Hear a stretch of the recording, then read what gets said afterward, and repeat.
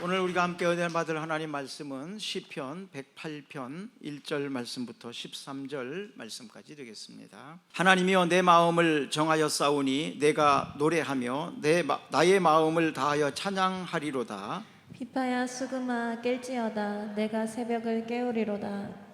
여호와여 내가 만민 중에서 주께 감사하고 문 나라 중에서 주를 찬양하오니 주의 인자하심이 하늘보다 높으시며 주의 진실은 궁창에까지 이르나이다. 하나님이여 주는 하늘 위에 높이 들리시며 주의 영광이 온 땅에서 높임 받으시기를 원하나이다. 주께서 사랑하는 자들을 건지시기 위하여 우리에게 응답하사 오른손으로 구원하소서. 하나님이 그의 성소에서 말씀하시되 내가 기뻐하리라. 내가 세겜을 나누며 숫꽃 골짜기를 측량하리라. 길라시 내 것이요 므낫세도 내 것이며 에브라임은 내 머리의 투구요 유다는 나의 규이며 모압은 내 목욕통이라. 에돔에는 내 신발을 벗어 던질지며 블레셋 위에서 내가 외치리라 하셨도다. 누가 나를 이끌어 견고한 성읍으로 인도해 드리며 누가 나를 에돔으로 인도할꼬. 하나님이여 주께서 우리를 버리지 아니하셨나이까. 하나님이여 주께서 우리의 군대들과 함께 나아가지 아니하시나이다. 우리를 도와 대적을 치게 하소서. 사람의 구원은 헛됨이니이다. 우리가 하나님을 의지하고 용감히 행하리니 그는 우리의 대적들을 밟으실 자이심이로다. 아멘. 스펄전 목사님은 기도는 하루 생활을 여는 열쇠이고 하루 생활을 닫는 자물쇠라고 표현을 했습니다. 시편 5편 3절에 보면 다윗은 말합니다. 여호와여 아침에 주께서 나의 소리를 들으시리니 아침에 내가 주께 기도하고 바라리이다. 아침에 주께서 나의 소리를 들으시리니 아침에 내가 주께 기도하고 바라리이다. 아침이라는 단어를 두 번을 이야기를 하고 있습니다. 그래서 오늘 설교 제목은 하루의 시작이라고 정했습니다. 아침에 마음을 정하자. 아침에 결단하자. 일을 시작하기 전에 마음을 정하고 또 결심한 대로 하루를 살자. 그런 내용으로 말씀을 드리려고 합니다. 야고보서 5장 13절 말씀에 보시면 너희 중에 고난당하는 자가 있느냐 그는 기도할 것이요 즐거워하는 자가 있느냐 그는 찬송할지니라. 네, 지금 고난당하는 자가 있다면 기도할 것이요 또 즐겁고 좋은 일이 있다면 찬송하라고 말하고 있습니다. 고난당하는 사람들이 있다면 기도하는 가운데 그 문제가 해결되기를 주의 이름으로 축복합니다. 즐거운 일이 있다면, 좋은 일을 만난 사람이 있다면 그것 때문에 교만해지지 않고 그것으로 인하여 하나님을 찬송하는, 하나님께 영광이 되어지는, 그래서 하나님께서 더 좋은 일들을 계속해서 만들어낼 수 있는 그런 은혜와 축복이 있기를 주의 이름으로 축복합니다. 오늘 본문 말씀은 다윗의 시입니다.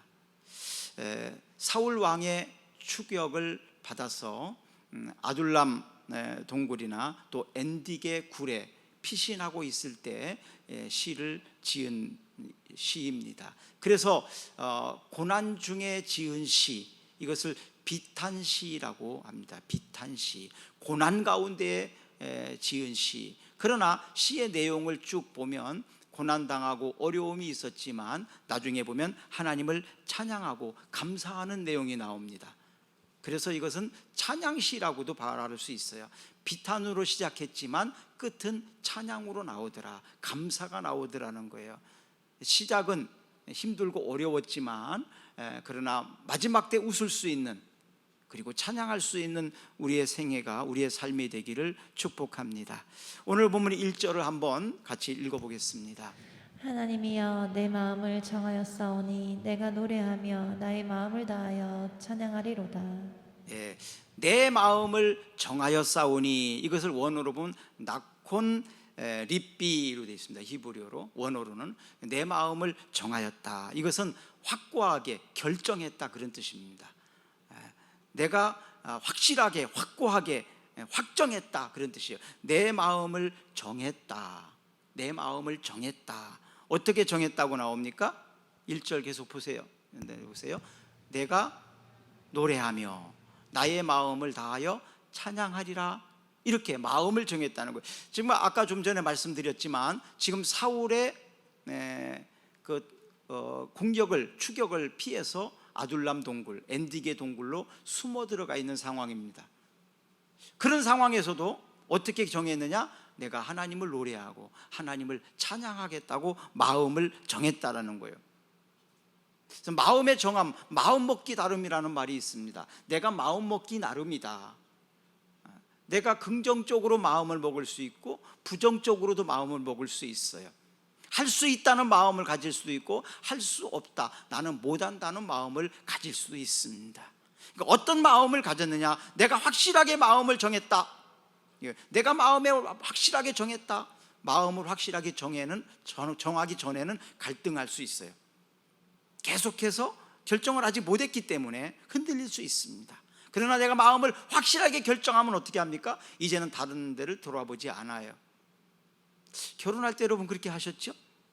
결혼하기 전까지는 여러 사람을 봐야죠.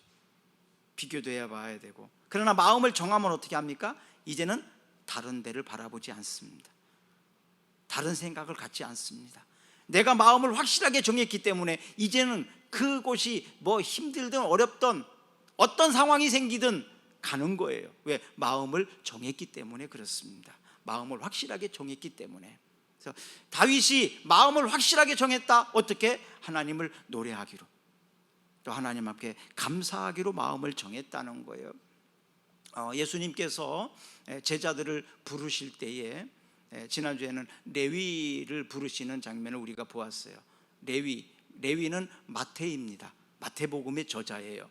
레위는 원래 레위 지파 사람이었고, 레위는 그 세무 일을 하는 사람, 세무 일을 하는 사람, 세리입니다. 세리장은 여러분 잘 아시는 대로 삭개오는 세리장이었고, 레위는 세리 일을 하는 사람이었어요. 근데 그가 예수님의 부름을 받고 모든 것을 버려두고 주를 따랐다, 이렇게 말합니다. 모든 것을 버려두고 주를 따랐다.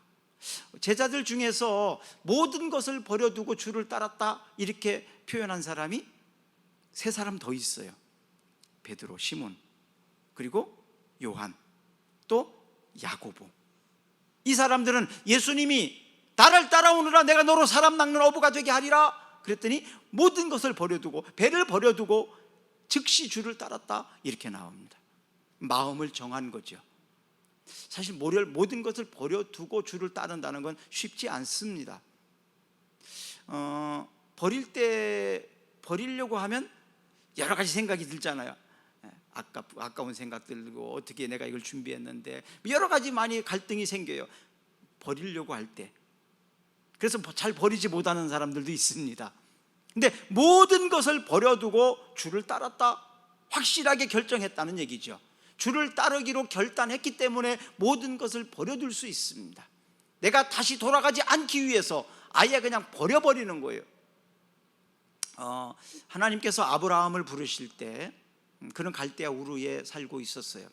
그의 아버지는 우상을 만드는 사람이었습니다. 하나님께서는 아브라함을 믿음의 사람으로, 믿음의 그 조상으로 세우기 위해서 아브라함을 부르셨어요. 부르실 때 이렇게 말씀하십니다. 너는 너의 친척 본토 아비집을 떠나 내가 지시하는 곳으로 가라.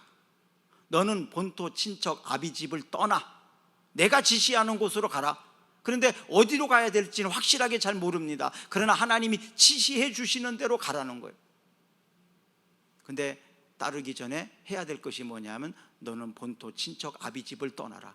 왜? 그것이 믿음의 조상 아브라함이 되는 일에 방해가 되기 때문에, 장애가 되기 때문에 그랬습니다. 확실하게 끊어야 된다는 얘기죠. 근데 예수님이 또 불렀던 청년이 하나 있었는데, 이 청년은 율법도 잘 지키고 말씀대로 살려고 하는 좋은 청년입니다.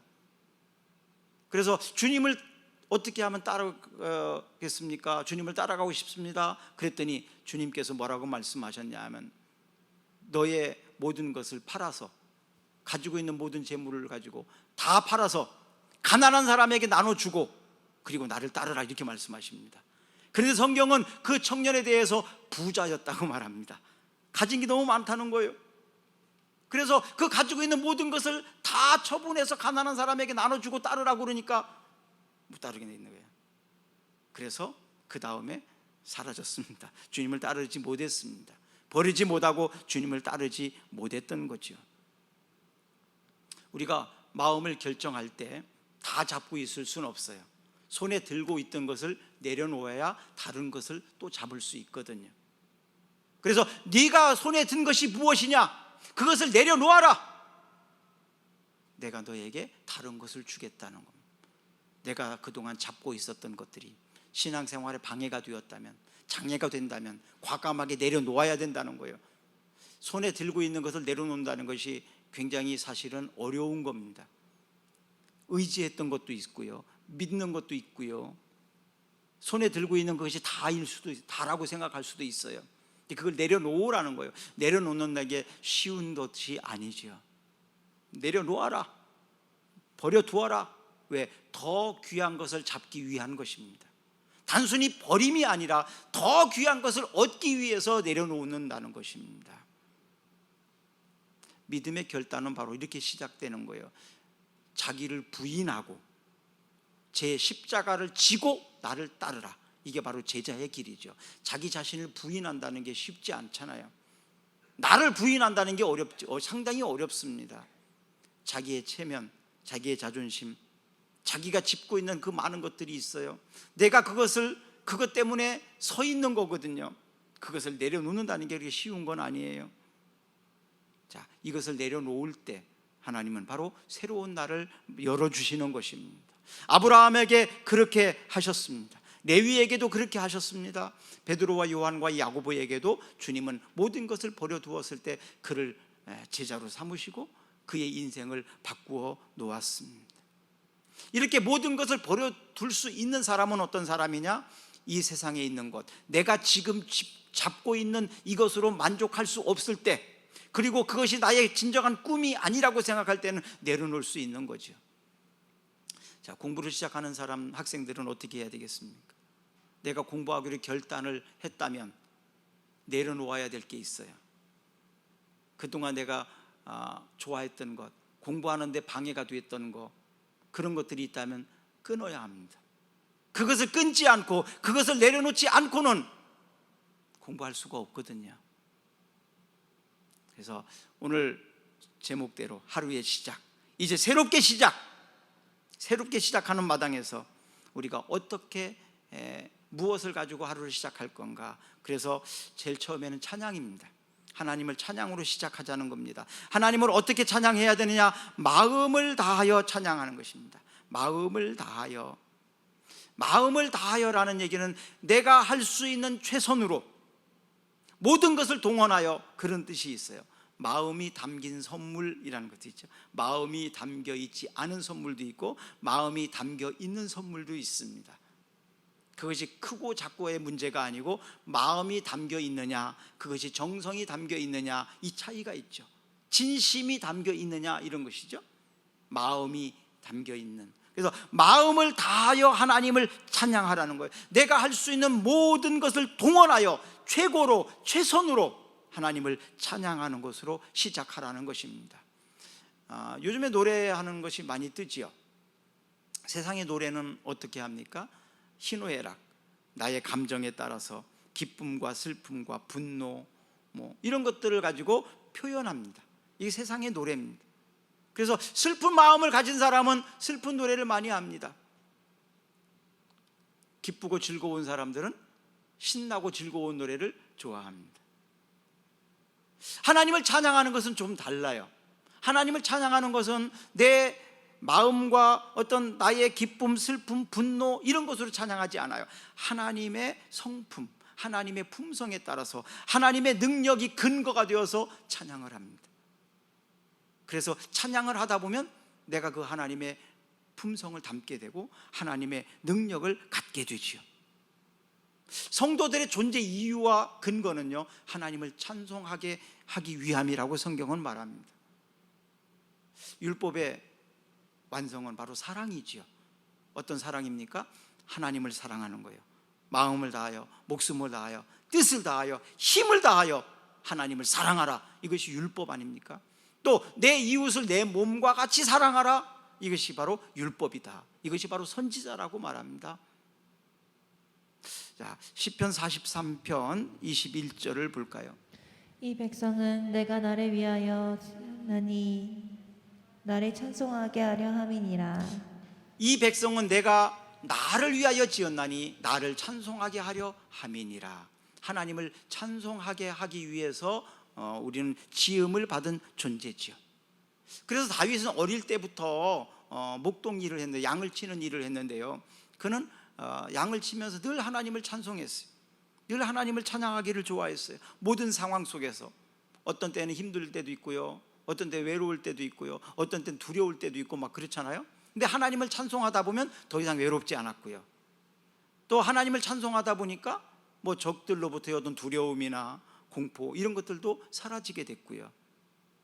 하나님을 찬송하다 보니까 슬픔도 이제 더 이상 슬프지 않고요, 걱정도 사라지게 되고요, 이것을 경험을 하게 됩니다.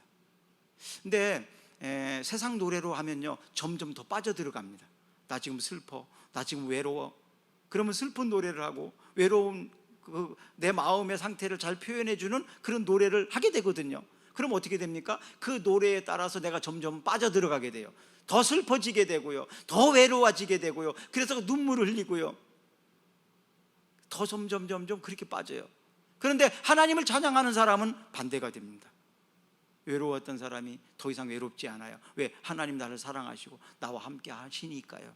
두려웠던 사람들이, 걱정했던 사람들이 하나님을 찬양하다 보면 더 이상 두렵지 않아요. 왜? 하나님이 내게 능력 주시니까요.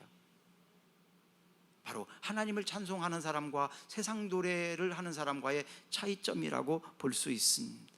이런 찬양을 늘 했던 사람이 바로 다윗이었어요. 그의 찬양은 잠든 영혼을 깨우는 바로 그런 찬양이었고, 두려움을 극복하고 외로움을 극복하는 그런 찬양이었습니다. 찬양할 때마다 하나님은 그를 인도하셨고, 하나님의 은혜와 하나님의 사랑이 늘 함께 하심으로 그를 시온의 대오로로 인도하시게 됩니다. 시편 108편 13절 오늘 말씀 한번 봅니다. 우리가 하나님을 의지하고 용감히 행하리니 그는 우리의 대적들을 밟으실 자이심이로다. 우리가 하나님을 의지하고 용감히 행하리니, 누구를 의지하고? 하나님을 의지하고. 내가 용감이라는 건 담대히 뭐 그런 의미죠. 내가 하나님을 의지하기 때문에 나는 용감히 행할 수 있다, 담대히 나아갈 수 있다. 그리고 우리를 대적하는 그들을 하나님이 밟으실 것이다, 이런 확신입니다. 어떤 일을 시작할 때, 하루의 일을 시작할 때 여러분들을 걱정스럽게 하고 여러분들을 두려워하게 하는 것들이 있습니까? 하나님을 의지하십시오. 그리고 담대하게 나가십시오. 자신 있게 나가십시오. 특히 면접이나 이런 걸 볼 때 보면 사람의 성품에 따라 좀 틀린데요, 굉장히 어떤 사람들은 자기 실력 발휘를 못하는 사람이 있어요. 막 두려워하는 마음, 떨리는 마음, 약한 사람들이 있잖아요. 그런 사람들에게 담대함이 있기를 축복합니다. 자신감이 있기를 축복합니다. 당당하게 하십시오. 당당하게. 그러니까 자꾸 힘들다고 어렵다고 뭐 가난하다고 그런 표현하지 마세요. 그렇다고 사람들이 도와주지 않아요. 오히려 더 힘들게 합니다. 무시합니다. 우리는 하나님의 자녀 아닙니까? 하나님의 아들 아닙니까? 담대하십시오. 당당하십시오. 하나님께서 의지하는 자들에게 이런 용기를 또 주신다고 말씀하셨습니다. 여러분들에게 그런 용감함과 담대함이 있기를 축복합니다. 이런 사람들에게, 하나님은 찬양하는 사람들에게 이런 은혜를 주신다고는 약속입니다. 자, 본문 4절 5절과 한번 또 읽어볼까요? 주의 인자하심이 하늘보다 높으시며 주의 진실은 궁창에까지 이르나이다. 하나님이여, 주는 하늘 위에 높이 들리시며 주의 영광이 온 땅에서 높임을 받으시기를 원하나이다. 아멘. 주의 인자하심이 하늘보다 높으시며 주의 진실은 궁창까지 이르리이다. 하나님이여, 주는 하늘에서 높이 들리시며 주의 영광이 온 땅에서 높임 받으시기를 원하나이다. 그럼 하나님이 영광을 받으시기 위해서 어떻게 해야 됩니까? 나를 통해서 하나님 영광 받으시려면, 내가 잘못된다면, 내가 멸망한다면, 내가 무시를 당한다면 내 아버지인 하나님께서 영광을 받으실 수 있겠습니까? 내가 잘 될 때, 그렇죠? 나를 통해서 아버지는 영광을 받으시지 않겠습니까? 자식은 부모의 면류관입니다. 자식된 입장이라면 부모님의 면류관을 위해서라도 내가 잘 돼야 됩니다. 또 부모는 자식들을 잘 키우셔서 여러분들의 면류관을 쓰시기를 축복합니다. 아멘. 자식을 잘 키우면요, 어디 가서든지 당당할 수 있어요. 그것만큼 영광스러운 게 없지요. 내가 잘 됐지만 자식이 잘못되면 기가 죽게 되어 있습니다. 사랑하는 여러분, 하나님의 영광을 위해서라도 잘 되시기를 축복합니다. 무엇을 위해서라도? 하나님의 영광을 위해서라도, 하나님의 영광을 높이 올려드리기 위해서 내가 잘 돼야 되겠다는 거예요. 모든 주권자는 하나님이신데요, 그럼 주권자라는 의미는 뭡니까? 잘 되게도 하실 수 있고 잘 못되게도 하실 수 있고, 살릴 수도 있고 죽일 수도 있고, 망하게 할 수도 있고 성공하게도 할 수 있는 그것이 바로 주권자입니다. 어떤 사람들은 하나님의 주권 속에서 그 사람을 통해서 복이 된 사람도 있습니다. 어떤 사람은 주권자인 하나님께서 그가 하는 일마다 잘 안 되게 하는 사람들도 있더라고요. 요셉이라는 사람은 그가 태어나면서 그 집안이 잘 됩니다. 보디발의 집도 잘 되고요, 감옥을 가면 감옥이 평안이 있고요. 애굽이라는 나라가 왜 이렇게 좋은 나라, 잘 사는 나라가 됐습니까? 바로 요셉이 국무총리로 나라를 다스렸기 때문에 그렇습니다. 하나님의 축복권을 가지고 있는 사람이 어디에 있느냐는 매우 중요하다. 여러분들이 하나님의 축복권을 가지고 있는 사람 되기를 바랍니다. 하나님이 나를 생각하시라도 해서라도 내 가정을 축복해 주시고, 하나님이 나를 생각해 하셔서라도 내 직장을 축복해 주시고, 바로 이런 의미지요. 주권자이신 하나님을 의지하고 그 하나님으로 말미암아 여러분들이 있는 모든 곳에서 하나님의 영광을 올려드릴 수 있기를 주의 이름으로 축복합니다. 아멘. 그러기 위해서 주권자이신 하나님의 영광을 위하여 내가 하루의 첫 시간을 어떻게 시작해야 되느냐, 중요한 것은 중요하게 취급하라는 얘기를 하고 싶어요. 중요한 것은 중요하게 취급을 해야 돼요. 사소한 것을 가지고 중요하게 취급하면 안 됩니다. 뭔가 잘 안 되는 사람들의 특징이 뭔지 아세요? 사소한 문제를 갖다 중요하게 생각을 해요. 사소한 거, 별것 아닌 것 가지고 거기다 막 목숨을 걸어요. 근데 지혜로운 사람, 성공한 사람의 특징은요, 사소한 것은, 별거 아닌 것은 다 줘요. 양보합니다. 그런데 중요한 것은 절대 빼앗기지 않습니다. 절대 그건 양보하지 않습니다. 아주 그때는 냉정합니다. 단호합니다. 그거 보셨어요? 굉장히 차갑습니다. 이게 바로 차이점이에요. 그런데 실패하는 사람들의 특징은 다 중요하게 생각을 하든지 다 사소하게 생각을 해요. 중요한 것을 중요하게 취급을 하지 않아요.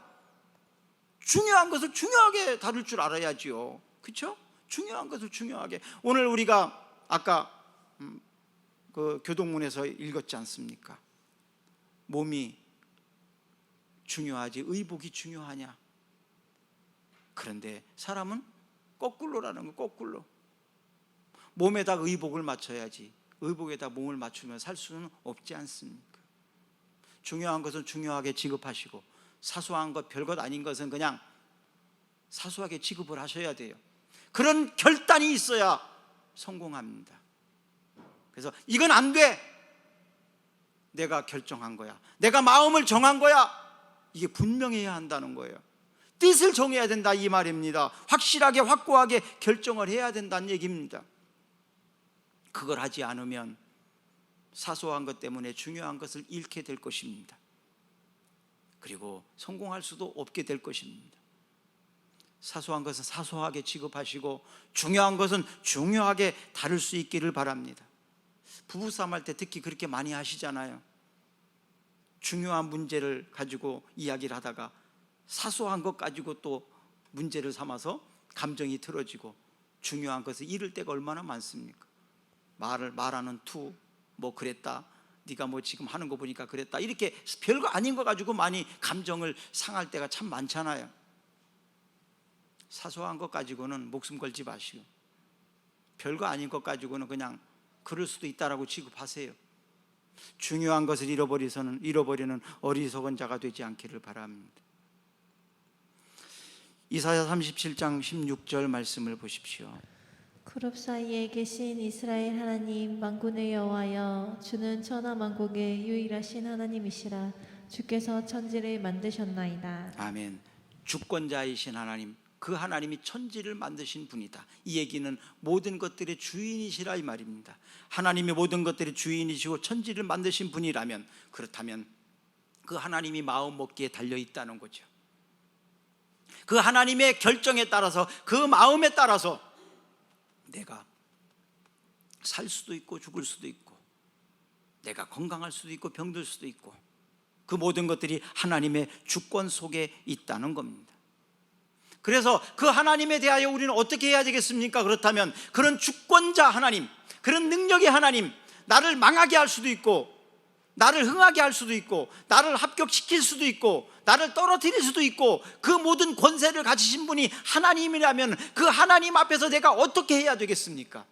그런 모든 결정을 하실 수 있는 분이 하나님이라면 그 하나님 앞에서 내가 어떻게 해야 되겠느냐 이 말이에요. 굉장히 중요한 거 아닙니까? 중요한 거잖아요. 그 하나님 앞에서 내가 해야 될 태도, 자, 하나님을 찬양하는 태도를 말씀드리고 싶어요. 온 마음을 다하여 찬양하라는 얘기입니다. 마음을 다하여 최선으로, 최고로 그렇게 표현하는 거죠. 그래서 다윗은요, 하나님을 찬송할 때, 그전에는 그렇게 찬송할 일이 없어요. 그냥 거룩하게 형식을 중요시 여기면서, 그러다 보니까 진심으로 마음을 다하여 하기가 어려웠습니다. 한국에도 교회 음악, 원래 종교 음악이 원래 그 음악에 대해서는 제일 먼저 시작되었고 발전해 왔잖아요, 역사적으로. 교회 음악이라는 게 굉장히 중요했어요. 그래서 옛날에 교회 음악 하면은 피아노는 안 된다고 했어요. 왜? 두드리는 거니까.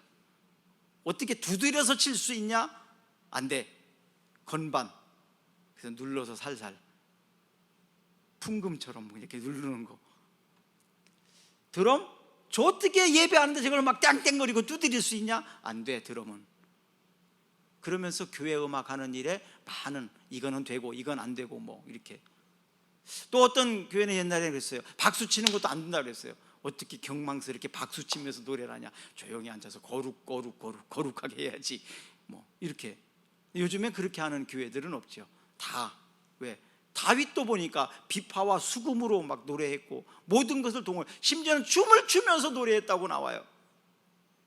여러분, 입장을 바꿔놓고 한번 생각을 해보세요. 여러분들의 아들이, 어린 꼬마가, 아니면 손자가 할아버지 앞에서, 아버지 앞에서 재롱을 부릴 때 거룩하게 그냥 무표정으로 딱 서서 그렇게 노래하는 거와, 막 재롱을 떨면서, 갖은 아양을 다 떨면서, 모든 것을 다 동원해서 춤을 추면서, 막 안 되면 빨래판이라도 이렇게 하면서 그렇게 하려고 할 때 어떤 게 더 이쁘고 어떤 게 더 사랑스럽겠습니까? 그래서 모든 것을 동원해서 하나님을 찬양하라는. 그래서 찬양할 때 집중해서 할 필요가 있어요. 입술만 뻥긋뻥긋 하지 말고 마음으로, 진심으로, 최선을 다해서.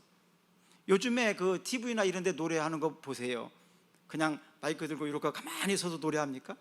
그렇게 안 하잖아요. 막 별 쇼를 다 하잖아요. 막 둥글고 뛰고 그냥 난리도 아니에요. 혼자 그렇게 하지 않고 막 때로 나와서 막 그렇게 하잖아요. 또 그럼 구경하는 사람도 어때요? 가만히 앉아서 잘하는 거 이렇게 보고 앉아 있나요? 그렇지 않죠. 그 사람들도 막 박수 치고 노래하고 막 환호 지르고 일어서서 막 그러고 같이 그러잖아요. 청중도 그렇게 하고, 앞에서 나오는 사람들도 막 춤추며 별일을 다 하고, 또 무대도 그렇잖아요. 막 모든 음향 시설을 막 빵빵하게 막 틀어주고, 또 조명도 그냥 빨간 거 노란 거 막 반짝거리고 막 돌아가고 별쇼를 다 하면서 하잖아요. 모든 것들을 거기에 막 다 혼을 빼앗아 갑니다. 어때요? 그게 재미있나요? 아니면 가만히 서서 앉아갖고 서갖고 이렇게 하는 게 재미있나요? 모든 것을 최대한, 조명이든 무대든 관중이든 악기든 음향이든 모든 것을 총동원하여서 사람들의 혼을 다 빼놓잖아요. 여러분, 하나님을 찬양할 때 온 마음으로 모든 것을 동원해서 진심으로 최선으로 최고로 하라는, 최고로 내가 잘할 수 있는 모든 것을 동원하는 것입니다. 그렇게 하나님을 찬양하라는 거예요. 그럴 때 하나님께서는 그 찬양을 기뻐하셨습니다. 다윗의 찬양을 기뻐하셔서 한낱 시골의 목동이었던 꼬마를 데려다가 나라의 왕으로 삼으셨지 않습니까? 사랑하는 여러분, 하나님을 진심으로 찬양하는 자를 하나님은 붙들어 쓰십니다. 다윗과 같은 이런 은혜가 여러분들에게 있기를 축복합니다. 두 번째로는 감사하는데요, 오늘 본문 한번 3절을 읽어보겠습니다. 여호와여, 내가 만민 중에서 주께 감사하고 뭇 나라 중에서 주를 찬양하오니, 만민 중에서 주께 감사하고. 주께 감사했다는 얘기는 뭡니까? 모든 것들이 주님으로 왔다는 것을 인정하는 거죠. 모든 은혜가 다 주님께로부터 왔음을 인정하고 감사하는 것입니다. 이사야 57장 9절을 읽어봅니다. 시편, 네. 주여, 내가 만민 중에서 주께 감사하오며 문 나라 중에서 주를 찬송하리이다. 주여, 내가 만민 중에서 주께 감사하오며 문 나라 중에서 주를, 똑같은 얘기예요. 그렇죠? 오늘 본문에 있는 내용과. 주여, 주여라는 얘기는 주인이라는 고백입니다. 내가 만민 중에서 주께 감사하고 주를 찬양하겠다는 마음을 결정했다는 얘기입니다. 그래서 찬양하고 감사하겠다고 아침부터 마음을 정하라는 얘기예요. 감사는 지난주에 말씀드렸던 것처럼 어떤 조건 뭐 때문에 이런 감사가 아니라 믿음으로 감사해야 된다고 말씀을 드렸어요. 그럼에도 감사, 그럼에도 불구하고, 그래도 감사, 이런 말씀을 드렸습니다. 데살로니가전서 5장 16절부터 18절까지 보면 원리가 나오죠. 항상 기뻐하라, 쉬지 말고 기도하라, 범사에 감사하라. 이것이 그리스도 예수 안에서 너희를 향하신 하나님의 뜻이니라. 항상 기뻐하라, 쉬지 말고 기도하라, 범사에 감사하라. 범사에 감사하라, 이것이 하나님의 뜻이다. 범사에 감사하라는 얘기는 어떤 상황에서도 감사하라는 얘기예요. 모든 상황 속에서 감사하라는 얘기예요. 왜냐하면 심는 대로 거두게 하시는 분이 하나님이니까 그렇습니다. 그래서 감사를 심으면 감사가 나오는 거예요. 원망을 심으면 원망이 나오고요, 불평을 심으면 불평이 나오는 거예요. 감사를 많이 심으면 감사할 일이 많이 생깁니다. 많이 심으면 많이 거둘 것이고, 적게 심으면 적게 나오는 것이 세상 원리잖아요. 그래서 감사를 많이 심을 수 있기를 바랍니다. 그래서 감사할 일이 많았으면 좋겠습니다. 어떤 일을 할 때 리허설을 합니다. 미리 조율하는 거죠. 맞춰보는 거죠. 새벽에, 아침에 일찍이 그렇게 시작해보라는 거예요. 하루를 계획하면서 오늘 하루 동안 내가 어떻게 해야 되는지, 누구를 만나야 되는지, 무슨 일을 해야 되는지 아침에 계획을 세우잖아요. 그리고 하나님 앞에 기도하지 않습니까? 하나님, 오늘 내가 누구를 만나야 되고요, 무슨 일을 해야 되고요, 어떤 상황들 만나야 되고, 오늘 어려운 일도 있고요, 뭐 그런 걸 다 하나님께 말씀드리고, 하나님 저에게 지혜를 달라고, 잘 해결할 수 있는 능력을 달라고, 그렇게 하루를 시작하지 않습니까? 그렇게 다 하죠? 네, 다 하고 계시죠? 잘하고 계실 겁니다. 그렇게 하나님 앞에 처음에 하나님 앞에 다 말씀드리는 거예요. 리허설 하는 거예요. 리허설 미리 맞추는 거예요. 이렇게 해야 된다고. 찬양단도 리허설 하잖아요. 일찍 만나서 미리 불러보고, 조율하고, 템포도 조율하고, 목소리를 어떻게 할 거냐, 누가 어디 감당하고, 이렇게 다 조율하고 하잖아요. 이 조율을 잘 하고 시작을 해야 잘 할 수 있죠. 그 시간이 짧으면 제대로 할 수가 없습니다. 시편 143편 8절 봅니다. 아침에 나로 하여금 주의 인자한 말씀을 듣게 하소서. 내가 주를 의뢰함이니이다. 내가 다닐 길을 알게 하소서. 내가 내 영혼을 주께 드림이니이다. 네, 아침에 나로 하여금 주의 인자한 말씀을 듣게 하소서. 아침에 말씀을 듣게 하소서. 아침에 묵상을 가능하면 아침에 제일 먼저, 그래서 조금 더 일찍 일어나시면 되잖아요. 10분, 20분만 더. 그러면 아침에 할 수 있어요. 아침 시간이 굉장히 중요합니다. 아침에 하나님 앞에 먼저 하루를 시작하면요, 하루 일과가 굉장히 짜임새 있어요. 헛되게 시간이 흘러가지 않아요. 아침 시간을 잘 활용하십시오. 성공한 사람들의 특징은 대부분 아침을 잘 활용합니다. 세 번째로는 승리와 구원을 주시는 하나님께 기도하는 것입니다. 다윗은 하나님께 기도하며 사람의 도움, 아무것도 아니라는 표현입니다. 9절 읽어봅니다. 모압은 내 목욕통이라 에돔은 내 신발을 벗어 던지며 블레셋 위에서 내가 외치리라 하셨도다. 이 당시에 모압이나 에돔이나 블레셋은 대단한 강대국입니다.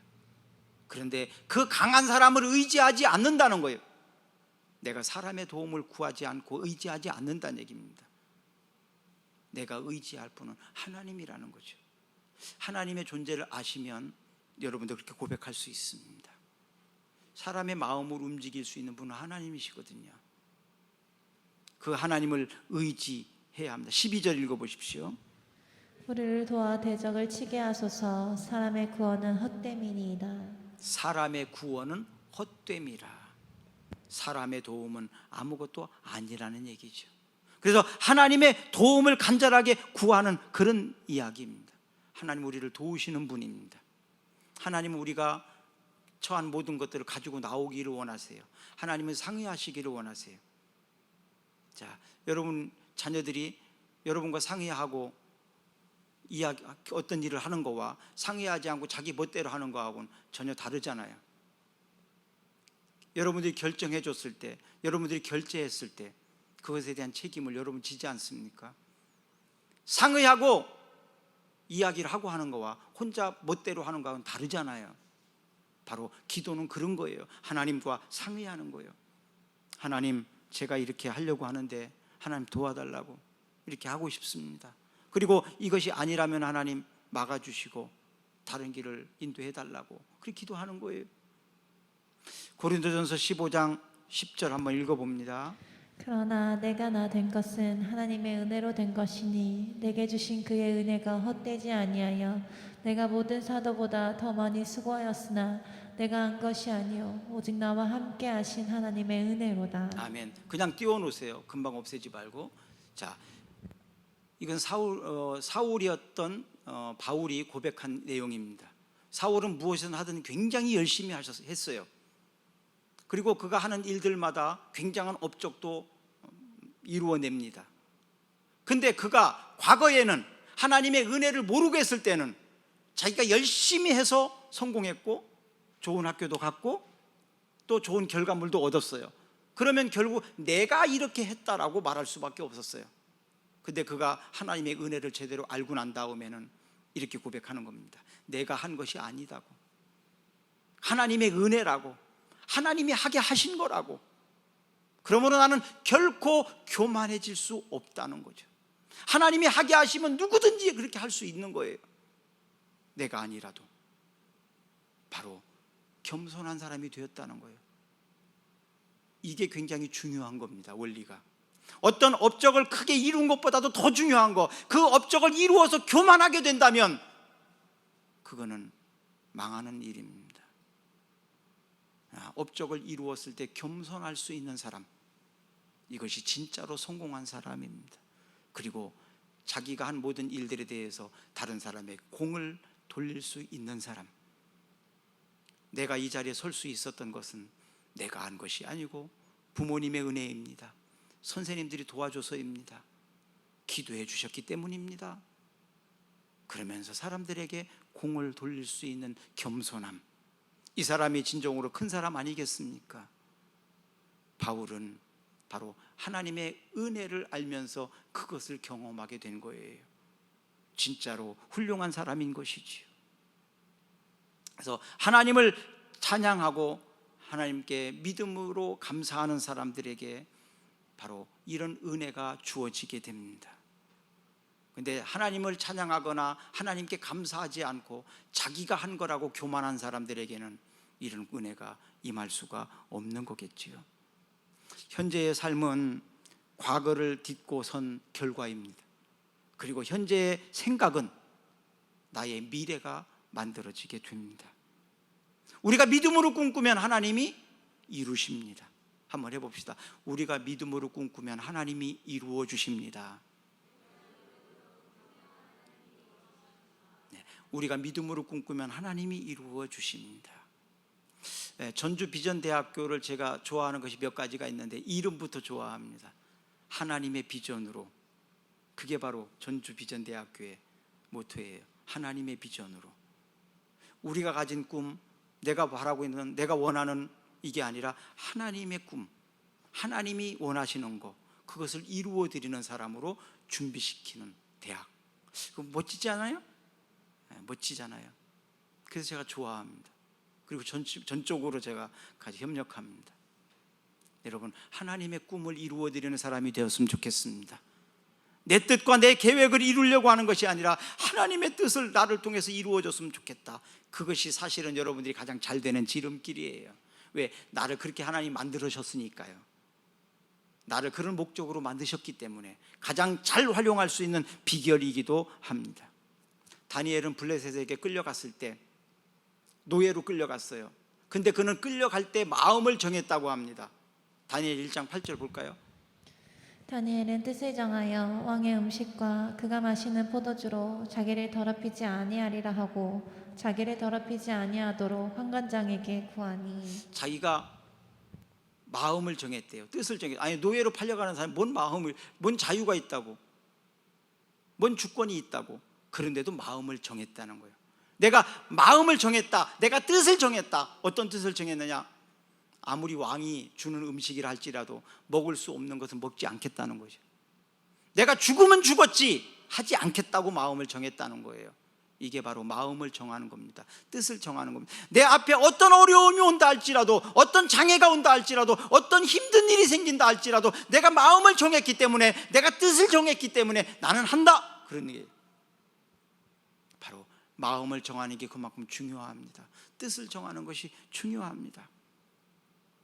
하나님을 향하여 그는 하루에 3번씩 기도하겠다고 마음을 정했어요. 창문을 열고 예루살렘 성전을 향해서 하루에 3번씩 기도했어요. 그런데 나중에 그를 시기했던 사람들이 기도 못하게 하려고 한 달 동안만 참아라. 한 달 동안만 안 하면 안 되겠니? 나는 할 수가 없다. 내가 마음을 결정했기 때문에, 뜻을 정했기 때문에 나는 해야 된다. 그래? 그렇다면 그를 사랑하는 사람들이 그래요. 하는 건 좋은데 그럼 창문 닫고 사람들 보지 않게 커튼 치고 아무도 보지 않는 가운데서 네 혼자 기도하면 되지 않겠니? 그래도 거절합니다. 안 된다고. 나는 창문을 열고 예루살렘 성전을 향하여 내가 지금 당장 죽는 한이 있다 할지라도 내가 정한 이것은 굽힐 수가 없다. 그리고 그는 마음을 정한 대로 합니다. 당연히 붙잡혀 갔겠죠. 그는 죽어야 됐습니다. 그러나 하나님이 그를 살리셨습니다. 오히려 그것 때문에 그는 영웅이 됐습니다. 하나님의 사람이라는 것을 인정받게 됩니다. 그리고 다니엘에게 하나님은 갖가지 은혜와 갖가지 능력들을 공급해 주십니다. 1장 17절을 볼까요? 하나님이 이 네 소년에게 학문을 주시고 모든 서적을 깨닫게 하시고 지혜를 주셨으니 다니엘은 또 모든 환상과 꿈을 깨달아 알더라. 다니엘과 네 소년들에게 학문을 주시고 모든 서적을 깨닫게 하시고 지혜를 주셨으니 다니엘은 또 모든 환상과 꿈을 깨달아 알더라. 여기서는요, 세상의 모든 학문들, 지식들, 그리고 모든 깨달음의 은혜들, 그리고 지혜도까지도 거기에다가 환상과 꿈은 뭡니까? 이것은 영적인 일이잖아요. 이 세상에서 가질 수 없는 그런 영적인 것들입니다. 그런 것까지도 하나님은 주셨다. 옛날 성경에는 이상과 몽조를 깨닫게 했다는 표현을 썼는데요, 영적인 것까지도 이 땅에 있는 모든 것뿐만 아니라 더해 주시는 하나님, 다니엘에게 이렇게 하셨습니다. 마음을 정하고 뜻을 정하고 살았더니 그렇게 하셨다는 거예요. 사랑하는 여러분, 마음을 확실하게 먹으세요. 뜻을 분명하게 정하세요. 내가 어떤 상황이 온다 할지라도 내가 이것은 중요하게 취급을 해야 된다. 양보할 수 없다. 확실하게, 지독하게, 냉정하게. 그런 사람이 성공하는 거예요. 그런 사람이 할 수 있습니다. 기도하겠습니다. 하루아침을 시작할 때마다 찬양과 감사와 기도를 통해서 하나님의 사람으로 여러분들이 쓰임받기를 바랍니다. 다니엘과 같은 사람, 또 하나님의 부름에 제자가 되었던 베드로, 요한, 야고보, 레위처럼, 그리고 어릴 때부터 하나님을 찬양하고 기도하고 감사했던 다윗처럼 하나님이여 우리 꿈사랑교회 성도들을 사용하시옵소서. 저들의 결심이 매일매일 결단하게 하시고 결단한 대로 살게 하옵소서. 예수님 이름으로 기도합니다. 아멘. 우리 다 같이 일어나셔서 찬양합니다.